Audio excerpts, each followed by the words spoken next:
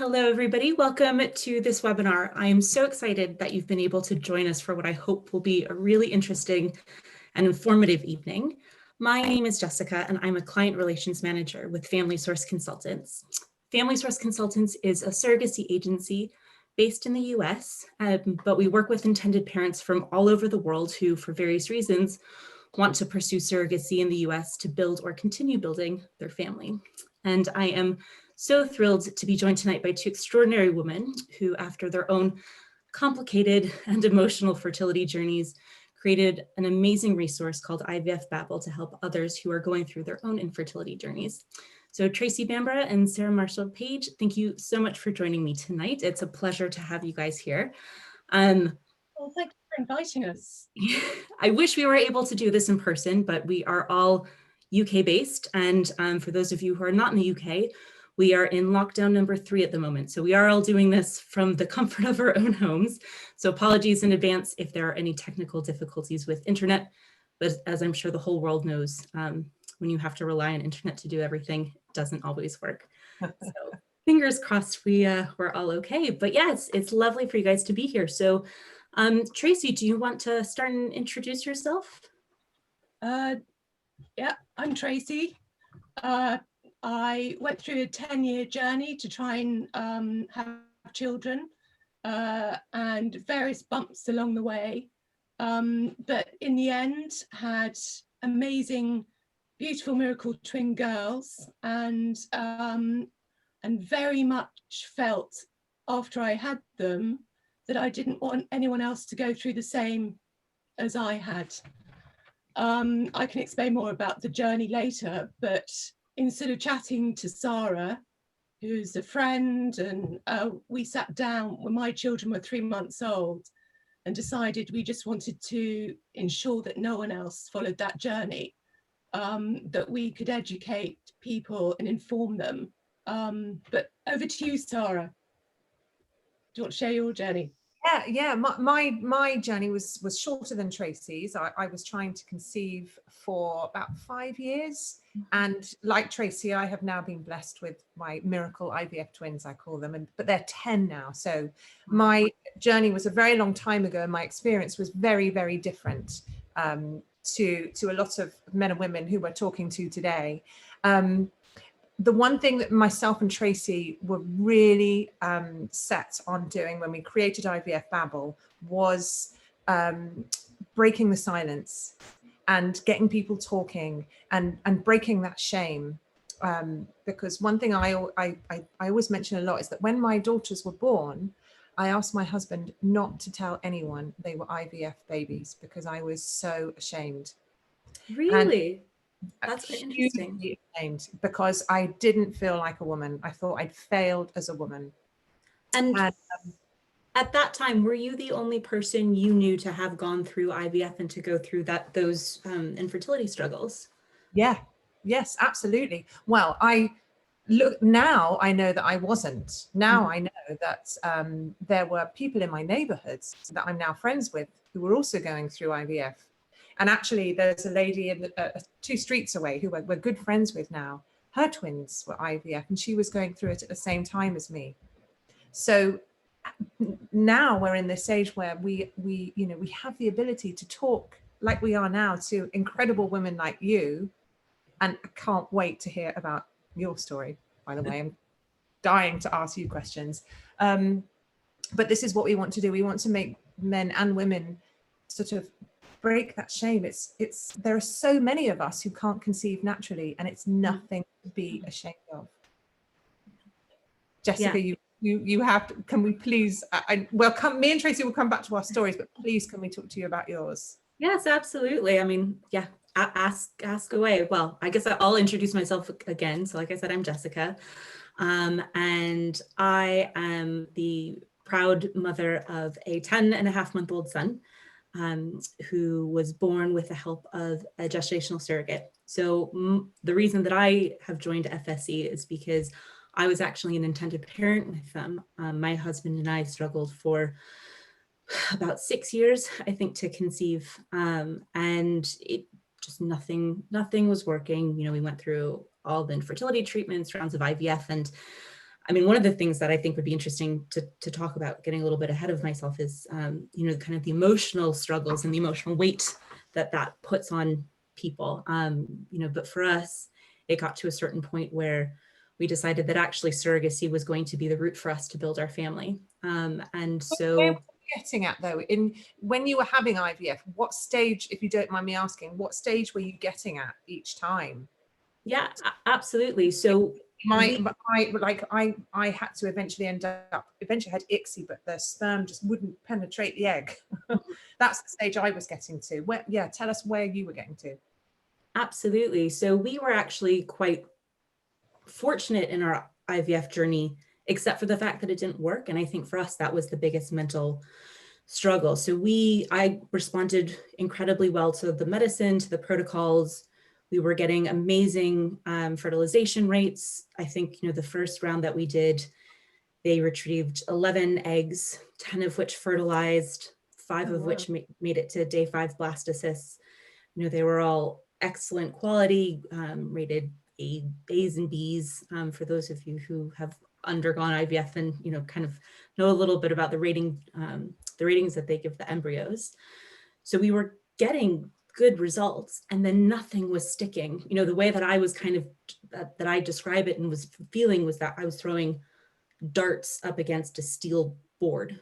You know, so we were getting to the point where we had amazing embryos, amazing blastocysts, and then nothing we could do could make them stick.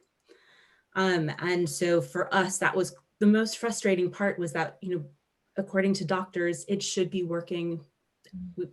Everything that we were producing was great in their eyes. And there was no diagnosis. You know, that was the other thing for us. It was just unexplained infertility with repetitive implantation failure, which is not a diagnosis. It's just a fancy way of saying what was happening, right?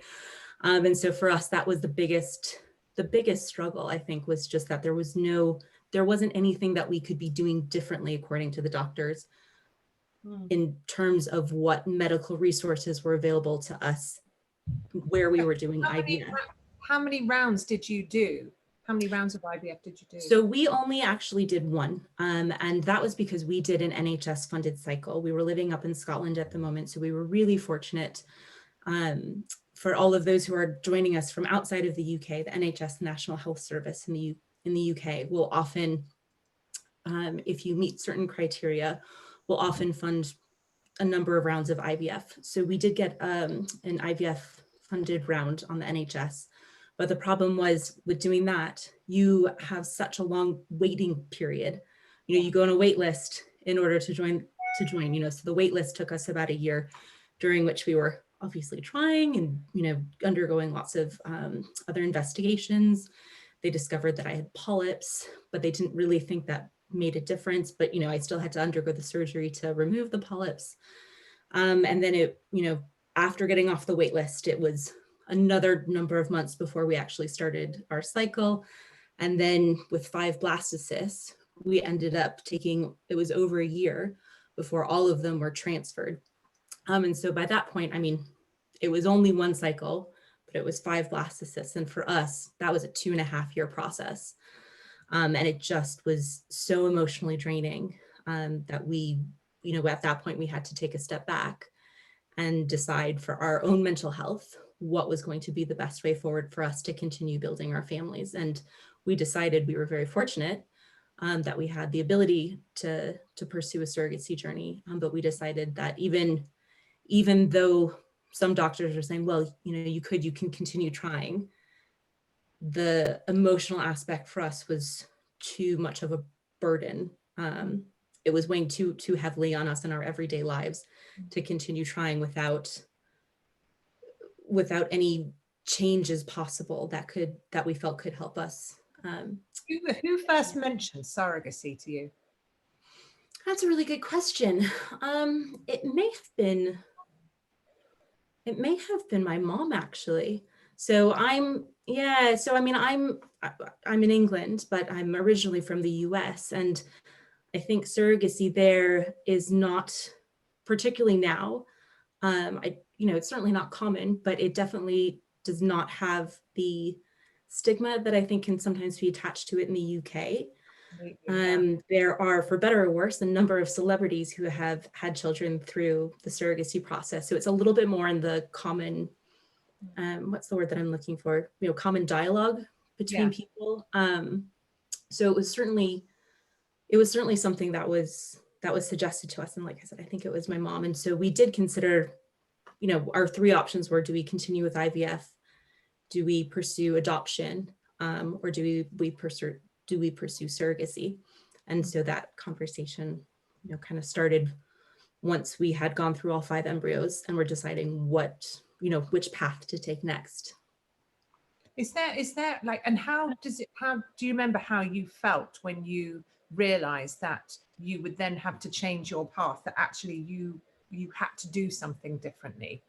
Was there like a, tell me how you felt.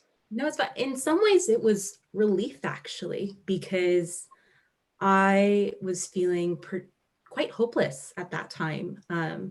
We had been doing the infertility journey, the constant visits to the hospital, where we were living was in the maternity ward. The infertility clinic was 1 floor up from the maternity ward, so I would be having weekly appointments, going in and seeing women about to pop, which probably didn't help my emotional state at all.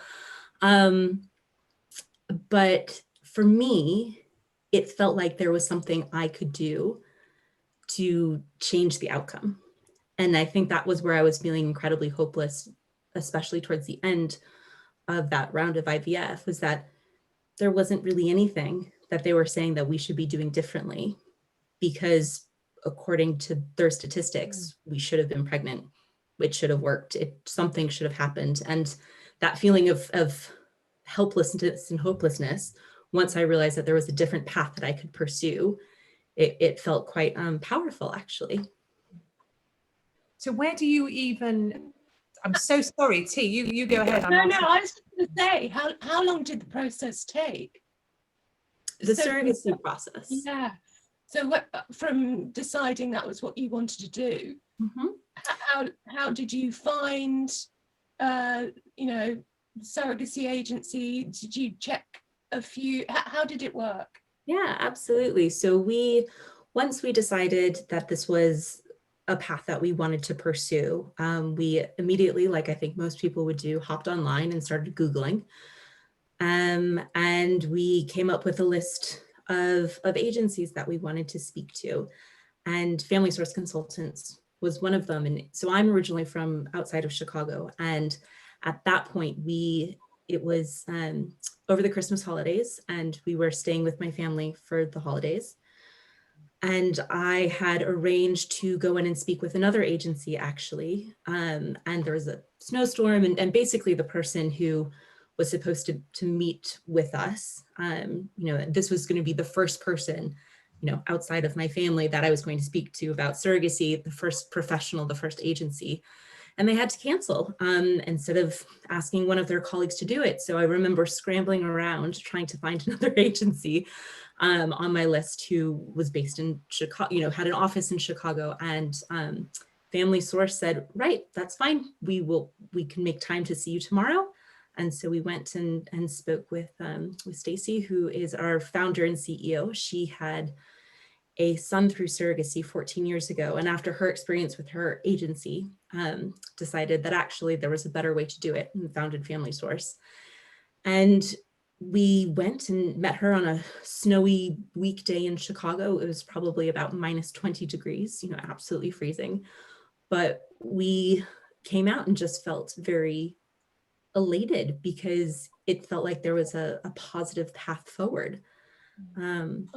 And so that was how we found FSC. And obviously we spoke with a number of agencies. It's not a process, very much like trying to find the right IVF clinic for yourself. It's something that you want to do your due diligence, you want to get referrals, you want to get recommendations. But from the start, we had such a great experience with the FSC and the staff there. And one of the things that really attracted us to them, and one of the reasons that I work here now, is because so many of the staff members have gone through either infertility struggles of their own, or have been on the other end of it. They've been surrogates, they've been egg donors, they've been somehow involved in it. And so I felt extraordinarily comfortable in the knowledge that not only would it be an incredibly professional agency to, to do this journey with, but that the people there would understand the emotional aspects of, of this path that we were taking. And did you walk in with any fear? Sorry? Did you walk in with any fears? Oh, tons. I mean, it's, Like, you know, like you what? kind of, Can you remember them? What's the fears they were? oh gosh. I think that, the biggest fear was that it wouldn't work, was because at that point we were still grasping at straws. It was a relief to be able to do something different that we could in some ways control. But there's also that underlying fear that actually maybe we're just not meant to be parents. Maybe there's something intrinsically, maybe our DNA doesn't match. Like maybe there's just something intrinsically wrong with what we're doing. Kind of like what you were saying before, Sarah, there's this just really deep-seated, I think almost primal Yes, fear and these emotions that come with an infertility journey. And so for me personally, it was that we could go through all of this and it still wouldn't work. And I still wouldn't have that child that I had been wanting for so many years. and that one fear in amongst all your fears, that fear that, oh my gosh, we not compatible, your DNA, did that rock, like, to stay strong as a couple when you've got those kind of fears? How do you even, sorry, I feel like I'm really, really delving deeply, but how do you even get through that? Like, did you seek counseling or support to, keep you together and just have that extra voice reminding you that you are meant to be together? Yeah, that's a great question. I mean, I think infertility is one of the things that can be such a, it can be one of the hardest struggles for couples, because it is such an emotive thing. And particularly, culturally, there can be differences. So I'm originally American, my husband's English. There can be different cultural approaches. There's, especially when you're not getting any answers, it's, it just pervades your entire life. It really does. And so for us, we did actually, when we first did our round of IVF, the NHS funded cycle, they had a psychologist that at the hospital that we could go see. So we did book an appointment, and actually it made it worse because which I was, in America, psychology is going to therapy is not a big deal, right? My mom's a psychologist. So I wholeheartedly believe in the power of therapy and speaking to somebody. But this particular therapist, she basically spent the entire time saying, well, it might not work. It might not work. Have you thought about the fact that it might not work? And, we were just starting out. So we had, while we're young, we'll be able to do this. And she was only giving us the negative side. She wasn't giving us any coping strategies. So that was really difficult, actually. And I think that put us off, unfortunately, speaking to a professional for most of our journey. But we're very fortunate in that we've been together for 13 years, so by the time we had started our infertility journey, or trying to get pregnant, we'd been together for so long, we're very good friends. So for us, communication wasn't particularly an issue, but we were very fortunate. And when we do say, actually, we've made it through, hopefully, what's one of the most difficult periods of our lives. And, there were times that it was a struggle for both of us. It's difficult, but I think open and honest communication about how we were feeling was really key for us to be able to go forward. And for most people, I think a therapist would be invaluable. We just happened to have a really poor experience the first time we tried it. So what else did you, I'm sorry to ask you about your fears. It's only that sometimes when you hear other people's fears, and if they match yours, that sense of comfort, knowing it almost like makes it better when you hear somebody's fear match your own. Mm-hmm. What else, if you don't mind me asking, did you fear about the surrogacy journey that you now realize, was okay? Yeah. Oh gosh, I mean, obviously I look back on it with very rose tinted glasses because we had an amazing journey. My son, who is just, no offense to my husband, is the love of my life, was born. We had such a fantastic surrogate. She and I are still very close. We text like once a week. We had a great journey. But I think going into it, there's a lot of moving parts. So it felt quite overwhelming. And for me, particularly when a lot of the doctors were saying, oh, but you're still young, you should, there's no reason why the IVF isn't working. So are you guys trying, to go to a different route too soon? It felt like they were invalidating my feelings, and the decision that my husband and I had made together as a couple about the way forward, that we, where we wanted to take control. But I think those fears did pierce. It was, are we doing the right thing? Is this something that we should be pursuing? Again, is it going to work? Is this too complicated? But in the end, it was, I wouldn't change it for the world. It was absolutely the right decision for us. But I think there's also a lot of guilt swirling in there. Because for us, the problem, we think, we still don't know, but we think, was the fact that embryos just weren't implanting. So whether or not it was an issue with my uterus, obviously wasn't an issue with the embryos because they did implant in our surrogate. So I felt kind of like you were talking about, Sarah, just this overwhelming sense of guilt that something was wrong with my body, that I just wasn't able to, provide these kids that, for my husband, which is a horrible feeling. Particularly, it sounds incredibly old-fashioned. Obviously my entire life is not based around the fact whether or not I can carry a child, but there is something incredibly. So how did you feel when your embryo implanted in your surrogate? Did you, obviously the elation because it worked, but then was there also that sense of, damn, I wish, that kind of, like you just said, that guilt? At that point, it was actually fear. For me, it was still that, okay, but it's implanted, and I had 2 miscarriages myself. So for me, it was, okay, it's implanted. That's a relief. That's that hurdle. But there are so many other hurdles that we actually have to get to before I can hold my baby. So yes, it was really exciting. But I think the fear was there. But I mean, it's interesting what you're, I guess for me, that guilt that it wasn't going to be me carrying the baby, it came earlier. It came before implantation. It was when we were making the embryos to use in a surrogate.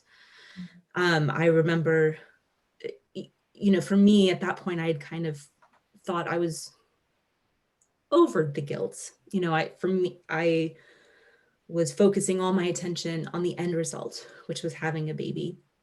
And in surrogacy, you have to, as an intended parent, you do have to do some psychological screening before basically any agency or fertility clinic will work with you. And, it's just a protective measure, right? It's a protective measure. And so we had this psychological session with another psychologist, and we came out of it, and I had been so focused on the end result that I'd forgotten kind of actually that I wasn't going to be carrying the baby. And there were a few things that, that were brought up in the session. And I just, again, I felt that overwhelming sense of guilt that I couldn't do this for my husband, and it was rough. So for me, it came earlier in the process, pre-implantation. But I definitely felt those feelings. How did you know that your surrogate was the one for you? Yeah, I So understand that. we put our faith in Family Source. The way that they match intended parents with surrogates is great, because they ask you, there's a questionnaire that as an intended parent you fill out, and it's about you as a person, you as a couple, what kind of parents you're going to be, what life you're going to provide for your child, what you think your spouse, if you have a spouse, is going to be like as a parent. Because obviously there are single parents who do this as well. But there are a lot of really difficult questions, in terms of what would you do if it turns out that the fetus has some chromosomal abnormalities, do you want one or two? And so you have to have all these really difficult conversations with your partner before, while you're filling this out. And then Family Source has surrogates, and they match you based on those really important criteria. But for us, it was amazing, because they match you on those criteria, but they also match you on so much more, just in terms of personality, the kind of relationship that you want with your surrogate, what sort of communication you want. And so it was interesting, for me, actually, I became incredibly close to her during the pregnancy, because, because we were very similar, we became quite good friends. And, we're not texting all the time, obviously, because we both had lives, but I felt very much a part of the pregnancy, which was really nice, being an ocean away. Oh, God. I tell you, surrogates are angels. Oh, absolutely. I mean, she and all the other surrogates are, just some of the most selfless people I think I could ever meet. They do this out of the goodness of their heart. And they are, it's incredible. And I was, my husband and I were very lucky to be in the room when our son was born. He was born in March, like at the beginning of the pandemic. So we were very lucky. But, in addition to all those 9 months, I saw everything in that delivery room. And I can't, you have to be such an amazing person to want to give that gift to somebody. It's incredible what they do. And like, there are literally no words that I can ever, I could not have enough words for the rest of my life to thank her for the gift that she's given me. Does she have children herself? Yes, she has a daughter, and she's actually expecting a son, her own, not for somebody else, in the spring. What an incredible woman. Because we find that with women that have gone through, infertility or IVF and then have children, we found so many, we've made so many friends with people who want to give back because they have struggled, and then they want to do something. They want to like help other people or try and avoid the pain that they went through. But a surrogate is a totally different level, because that's just, a woman just wanting to, not having had the experience of infertility, just wanting to do that incredible thing for somebody else. And yeah, well, it's interesting that you say that, because a lot, not all certainly, but a lot of surrogates and egg donors, they do it because they've seen family, they've seen friends struggle, and they recognize that actually this is, they're, if I can say it, they're fortunate enough not to have gone through those struggles. And this is something that they can do to maybe not necessarily help that friend or that family member, because for whatever reason, hopefully they've overcome it, but they can help other people. And, infertility struggles are so common. And, this, as you were getting at, it's incredible the community that you're able to build up while doing it, just because it is so common and so many people are experiencing something similar. So I think that's what's so, just another amazing thing about surrogates, is that even though they haven't experienced it themselves, they are empathetic enough to recognize the pain that other people are going through, and are willing to help in a way that a lot of people wouldn't be.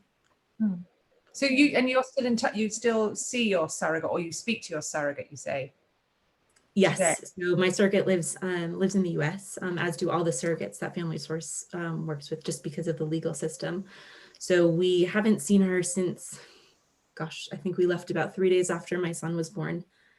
So we haven't physically seen her since then, but we do keep in touch, and we usually text once every week or so, just to keep in touch. And for me, for myself and my husband, it's going to be a really important. She and her whole family actually were just so incredible and so welcoming, and they're going to be, it's a really important part of my son's story. I don't think it's something that I want him to be proud of and to celebrate. And he kind of has this extra extended family that hopefully at some point when we can travel again, we'll be able to meet again in person.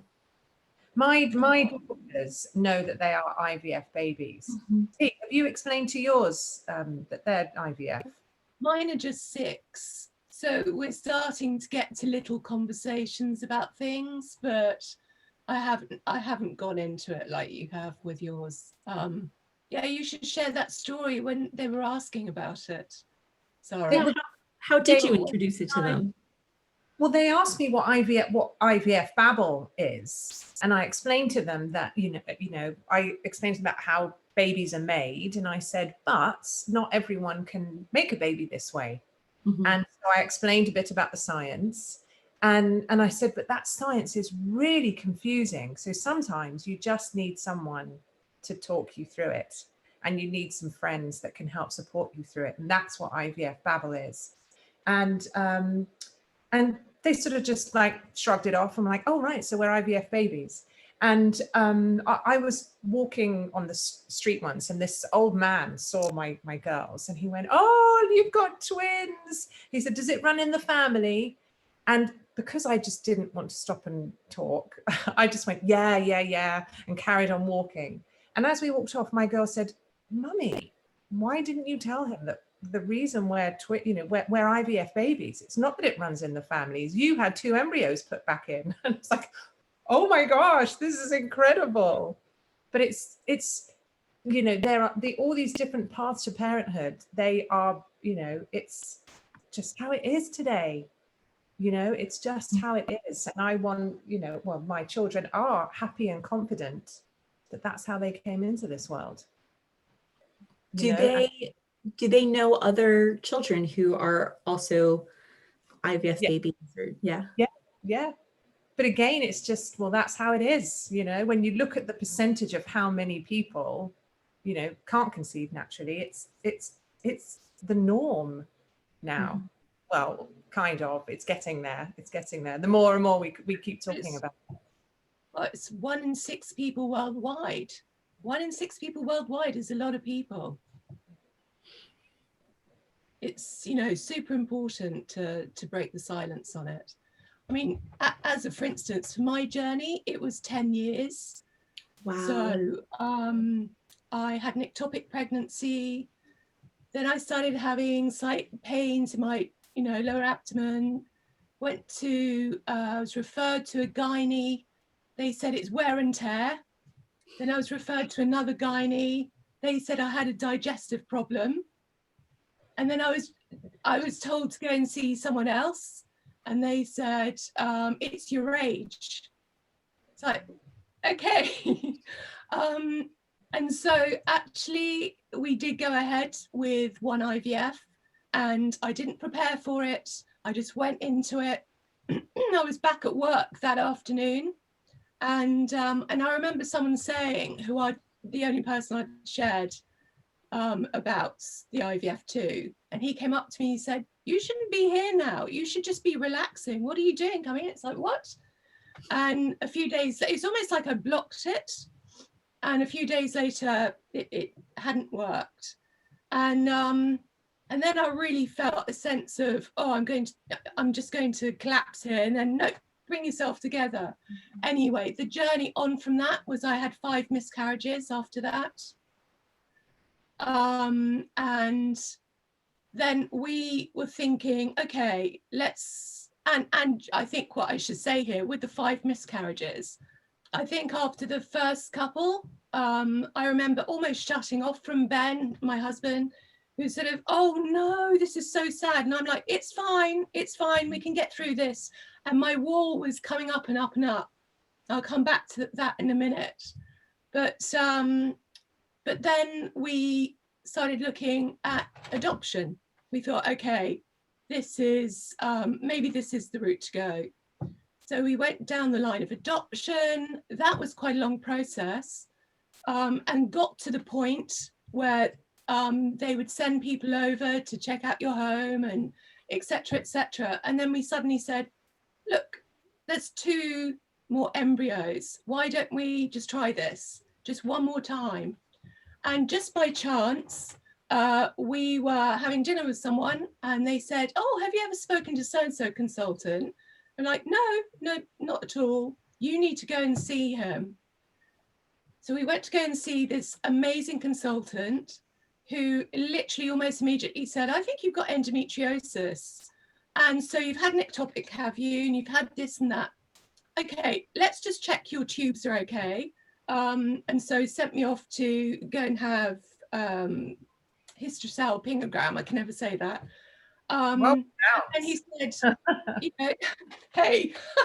And then basically he said, okay, you know, I would say you have endometriosis, but let's do laparoscopy. So on and on. To cut a long story short, I had a polyp, endometriosis, a blocked tube, and a thyroid issue. And my husband, but we had embryos, but he, you know, we found out that there had also been another issue there. But anyway, basically we decided to go ahead and take the risk of those embryos being transferred. And it was, I think, under 2% chance of it working. But this particular, the second IVF, I decided drink green juice until it's coming out of my ears. I would do acupuncture, just kind of get healthy, and just adopted a whole different thought process around it. And in fact, when I did go ahead with the IVF, I was kind of calm. I was sort of, you know, if it works. And I remember the guy that was putting the embryos back, he said, well, one of them's okay, but the other one, I think we should just do one. And I said, no, do 2. And so anyway, in the end, he put 2 back, and unbelievably, I fell pregnant. And yeah, so it was quite a journey. But the key thing from that 10 years was it was about getting in front of the right consultant who gave me the right diagnosis, who then got me in the best shape that, you know, I could be, to then in effect allow that to happen. And nothing's guaranteed with IVF, but having the right diagnosis and looking after yourself, it's super important. But it was a long journey. And actually, when I had the girls, so coming back to me putting my brick wall up, I remember Ben just kind of at one point, just almost sort of, or just a huge hug, and then just bursting into tears. And he said, you know, I knew you were in such pain and you wouldn't allow me to help you. Get me going. Over to you, Sarah. I mean, it's hugely emotive. I'm not surprised you're crying. We refer to this like as the scar of infertility. You know, so you know, the 3 of us are blessed with our children, but what we've been through to get those children is still deep and buried inside, and all the tears and the pain and the guilt and the anger and the frustration is, you know, it's all still in there. And it comes. Absolutely. And I still, and it makes me so cross with myself, I still get angry when I hear about people getting pregnant naturally. Yeah. Because I feel jealous. I mean, how ridiculous. It's so ridiculous, but it is a scar. I never had counseling, so I never dealt with anything. So it's just all shoved in there, squashed down. Yeah. And you know, but we are, you know, we've all got different paths and we're all blessed. And No, I can completely understand. I mean, yeah, when you're talking about that wall, Tracy, I mean, you know, it's I think it's only natural, right? You know, it's you have to, it's that instinct to protect yourself and protect your feelings. And Yes. I mean, you know, like I said, you know, I had 2 miscarriages. I went through 6 years, and that was hard enough. I can't imagine, particularly being misdiagnosed. That must have been so infuriating, particularly when you found, as you say, that right consultant, and they knew almost straight away, you know, kind of what your difficulties were and how to help you overcome it. Because did that make you so angry and make you feel like you had lost those years, or? No, I think for me, I've always kind of thought you just got to try and grab the positive, just keep on at the positive.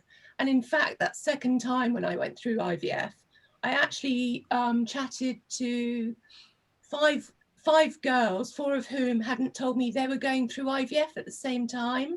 I was the only one that was saying, hey, guess what? This is what I'm doing. And although the 5th, one of the 5 happened to be had become a really close friend of mine. And really sadly, she'd gone through 5 IVFs that hadn't worked. We ended up going through, so my second IVF, her 6th, and then basically hers didn't work and mine did. And so out of those 5, she was the one that I knew was going through that. And on from that, so super sadly, she actually, when she found out I was pregnant, she said, I'm really sorry, I just can't talk to you anymore. And that was a little bit of a drive in my head as well, with IVF Babble and Sarah obviously desperately wanting to do something. The 2 of us came together because we just kind of thought information, the opportunities, and surrogacy, you know, it could have been an option for me as well. Girls, there's a question here. Like Tracy's just talking about friends, and there's a question here. Having gone through fertility struggles to conceive your families, what do you feel would have been the best way for your family and friends to support you? Would you have preferred them to talk about it, ask questions, or do the opposite and completely avoid the question?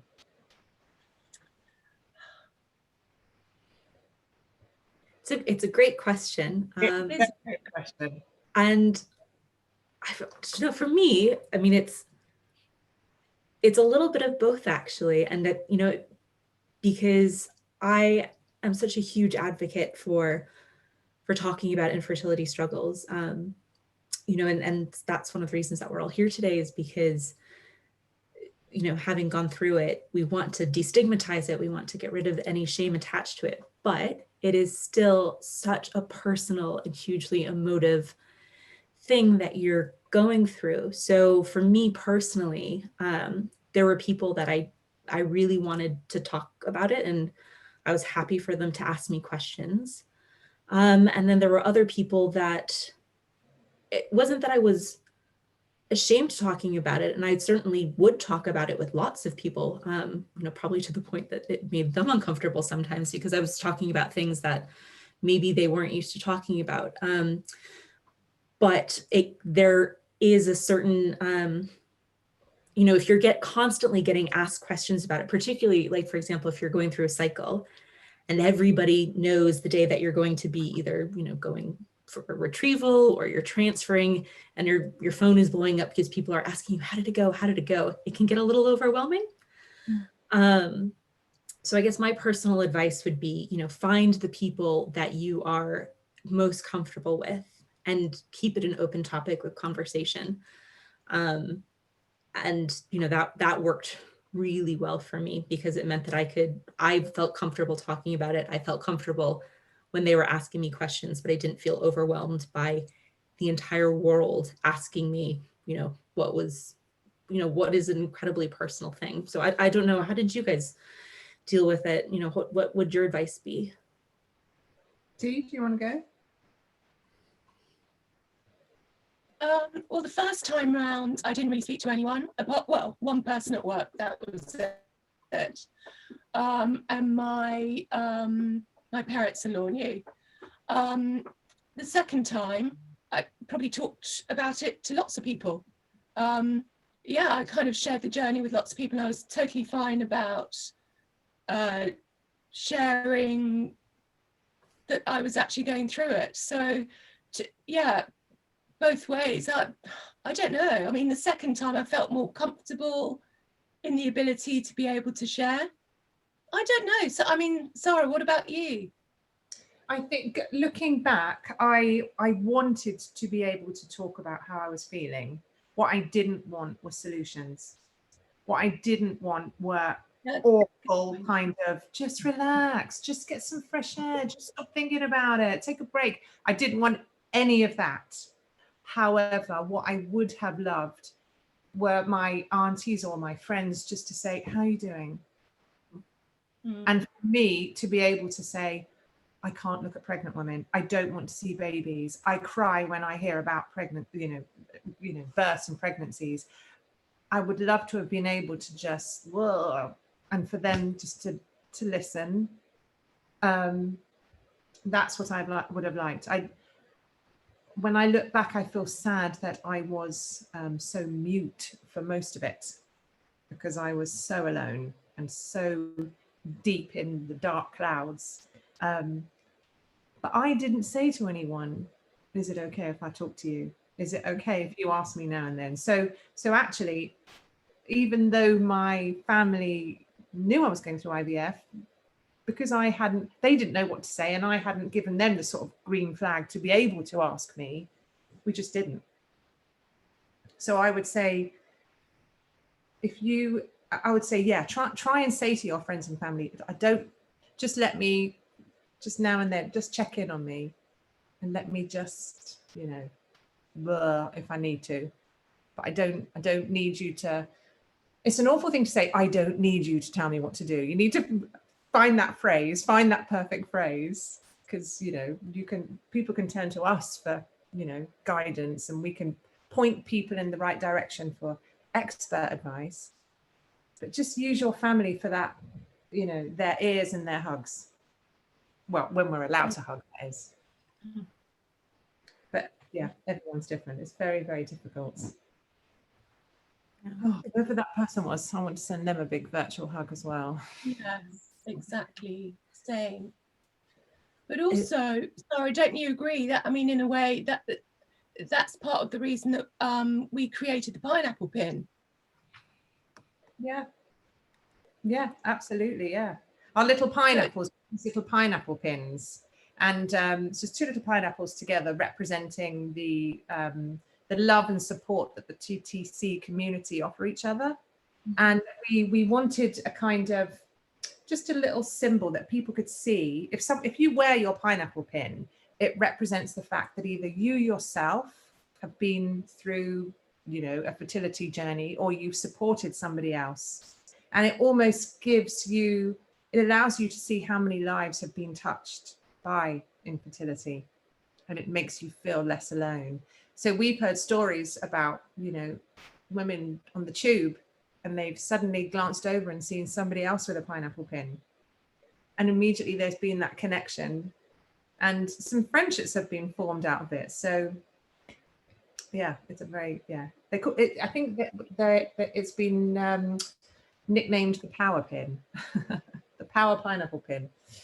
But can I just go back and ask you one quick question, because I know we're getting close to an hour. But Jessica, Tracy asked you earlier about how long the whole process lasts, but what I didn't catch was actually in time, how long it was from the moment you thought, right, I'm going to go the surrogacy route, to having yours. Yeah, absolutely. Sorry, it's very appropriate that your magazine is named IVF Babble, and we're talking about that today, because particularly when it comes to infertility journeys, I do have a tendency to babble, because there's so much to talk about, actually. Please do this again. We have Yes. to do I know, it's amazing. We need more than an hour. This is, Yes, yeah, I know. this is wonderful. So from start to finish, it took us just over 2 years from this time that, well, yeah, so sorry, from the time that we actually signed with FSC as intended parents to our baby being born was just over 2 years. And we had started considering surrogacy, I think, maybe 2 or 3, probably 3 months before, when my husband and I, once we make a decision, once we go down a path, we're gonna go down it. That's just who we are.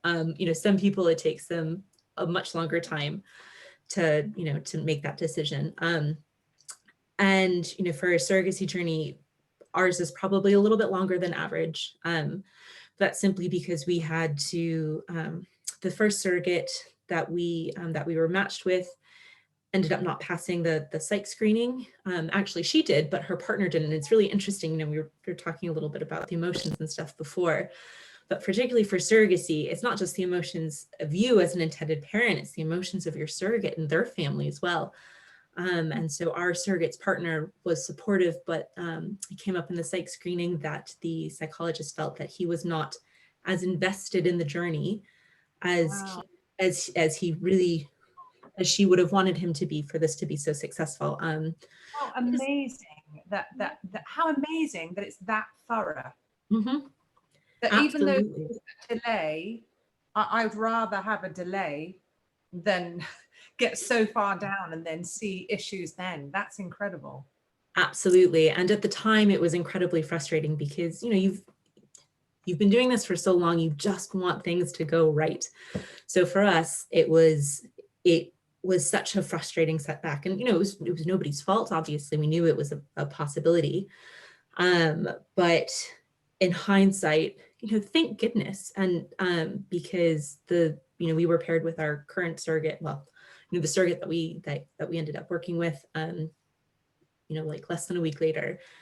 And she and her whole family were just, they couldn't have been more invested if they tried. And I still remember, this might make me cry, the first time we went out and visited them, she at that point was about, I think, 15 weeks pregnant with our son. And, we had actually, that was the second transfer. The first transfer took, and again, there was a miscarriage, which pushed the timeline back.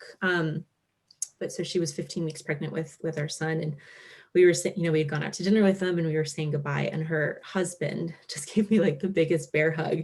And he was like, I am going to take such good care of her for you. And I nearly, it makes me cry now, but I just really burst into tears because they were just so supportive. Sorry, it is making me cry. And I couldn't have asked for better people to look after my son for the first 9 months. Sorry.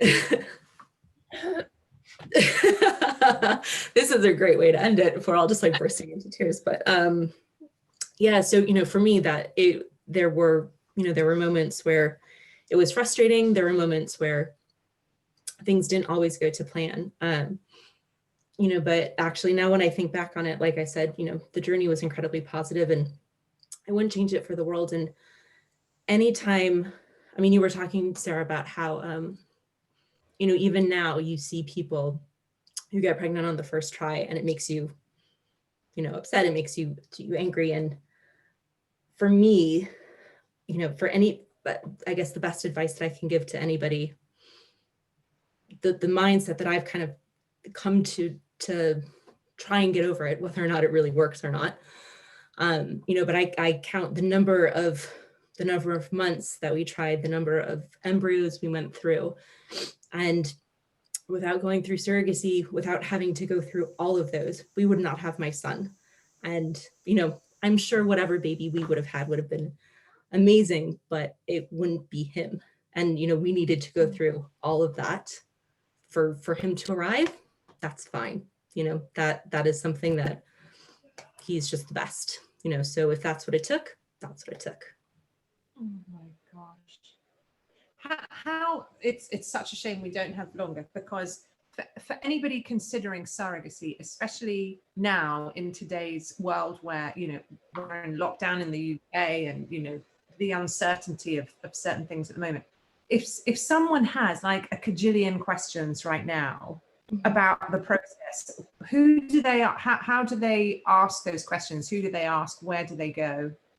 Yeah, they can just get in touch with us. FSC has a website, there's a live chat, just submit your email and somebody will get back to you. And, like I said, one of the great things about FSC is that, so many of us have been through the process. So there's myself, most of the other team that you'll speak to at the very start of the process. Most of us are intended parents who worked with FSC and just had such an amazing journey that we really wanted to help give back to other people. So you're going to be talking to somebody who's been in your shoes.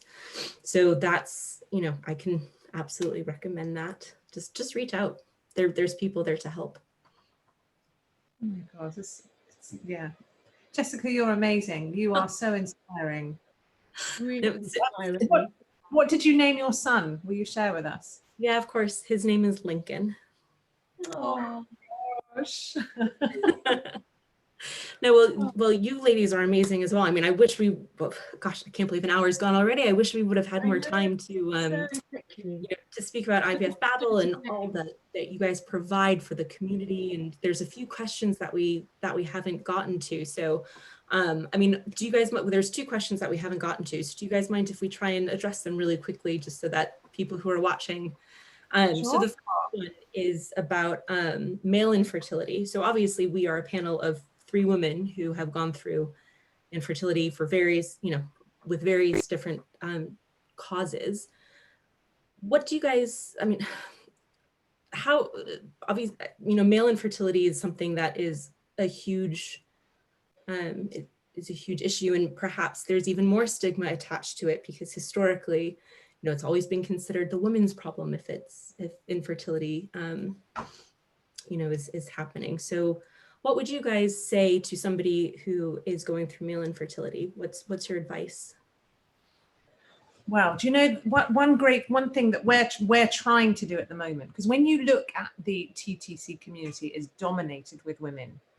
On Instagram, Facebook, it's just women everywhere. So what we're trying to do is encourage more guys to come forward. And so, and it is happening, and there are some really incredible guys out there that have set up support groups. And so we're reaching out to them. Actually, what we've done a few times is given them our social media accounts just to do like a big takeover so that they can start talking about their journeys and what they've done. So if we can do what we did with IVF Babble at the beginning by getting the girls talking, now it's all about, right, come on fellas, you can come forward as well. Because in the past, I think it's not that the guys haven't shown interest, it's just that they've been, like you said, they've been shy and the girls have been asking the questions for them. But if you go onto, especially in our Instagram page, if you scroll down, you'll see we did like a big male, it was a week, not so long ago. And every day we just posted accounts of brilliant men who were supporting other men. So that's certainly one thing. T, sorry, I keep talking over you. No, I wasn't. But yeah, I certainly since we started, just I think 4 years ago, when we first started, there was, there was an embarrassment, and certainly when we were at fertility shows, we would have guys that might sort of look the other way and just a bit awkward about wanting to speak about things. And now there is this significant difference in and how many times now that guys are actually approaching us and saying, can we share our story? We want to work with you. What can we do? Which is amazing. And we're launching a campaign actually in the next couple of months to give away 10,000 male infertility tests. And equally, we're doing that also in Africa. So to try where there is a massive stigma about the fact that around the world there needs to be education, and it should start early for fertility. It should start at school, so we understand there are timelines, that it could be a 60-40 split, or even more than that on women and men, where the infertility could be. But yeah, so we, we're out there to try and sort of break that stigma, for men and women. Yeah. Very passionate about that. Jessica, there's another question here. I know this is about male fertility, but can I read it out? Absolutely. Having gone through fertility struggles to conceive your families, what do you feel would have been the best? Oh no, hang on, I've done that one. I've gone through 8 rounds of IVF and have a surrogate now. I would love to be able to share my story with IVF Babble when I have success, as I feel it is a story that is not shared enough about. Oh my God, Kelly. All you've got to do is drop me and Tracy an email, and we will welcome Kelly. you with open arms. My gosh. You know what we did the other day? We when we had our fertility expo last week, we have like this virtual fertility expo. Got one more coming up, and we reached out to people and said, will you send us a video clip of you telling us your fertility story, even if you're still on it now? So Kelly could even send us a little video that we can play at the next expo, or on our social media, or on Babble TV, or a written article. That would be amazing, because you're right. This is exactly what we need to be doing. Sharing these amazing stories. Sorry. Kelly, sending you so much love. Yeah. Oh, Kelly, thank you. Oh, Kelly. 8 rounds of IVF. I mean, that takes its toll on a human. 8 rounds. I was about to say, you, Kelly, you are a superwoman for, for going through all of that. And, for anybody who is going through your own infertility journey, it's, I think that's one of the things that I love most about IVF Babble, is it just provides such a community. And, it's nothing that I would never wish infertility on my worst enemy, but it makes you such a warrior in so many ways. And it's amazing that you guys have, Sarah and Tracy have managed to build such an amazing resource, such a fantastic community of people supporting each other through something that is hopefully, the most difficult thing that many of us will experience in our lifetimes. So what you guys have been able to put out there and how you're changing the conversation is just is incredible. Oh, thank you, Jessica. That's so kind, but sorry. I was just say, can Kelly drop us a DM on Instagram as well? That's the quickest way to get straight to us, and I can reply to Kelly later. Okay. So if anybody wants to reach out, family source consultants, please email us. Please go on our website. For IVF Babble, Tracy and Sarah, what's the best way to reach you guys to get access to your resources? We'll go to ivfbabble.com to find our magazine, or IVF Babble, our Instagram page, and just send us a DM. That's, like I said, that's really quick. We check our DMs every day. Or you can email us info@ivfbabble.com, and someone will always get back to you. Wonderful. Well, we've gone a little bit over an hour, but thank you guys so much for joining me tonight. It has been an absolute pleasure. I hope we get to do this again soon. We'd love to. And you're an inspiration, Jessica. Well, no, you guys are. I mean, you guys are the ones who have started this entire community, which is just, it's amazing. And, thank you so much for the work that you guys are doing to destigmatize infertility and to allow people to find the resources and the inspiration and the community that they need to get through it. So yeah, the work that you guys do is amazing. And thank you to everybody who's joined us. Thank you to everybody who will be watching this afterwards.